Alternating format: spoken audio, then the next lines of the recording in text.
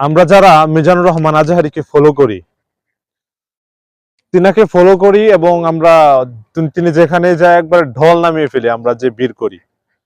এখন কথা হচ্ছে, তাকে আমরা তারে ফলো করে ঠিক আছে, তার গ্যাদারিংটা ফলো করি না। তার গ্যাদারিং গুলো কি কি? তিনি এই দু চক্ষু দিয়ে কখনো বেগানা নারী, আই মিন বিয়ে ছাড়া, যেটাকে ওপেন রিলেশনশিপ বলে, ফ্রি মিক্সিং বলে, এগুলোর মধ্যে তিনি নেই।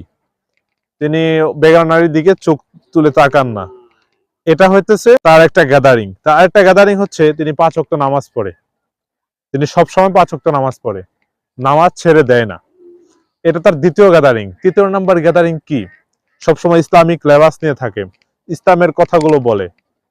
এখন আমরা তাকে ফলো করি, কিন্তু তার এই গ্যাদারিং গুলো আমরা মানি না। তাহলে আমরা কেমন তার ফলোয়ার হলাম? যে যার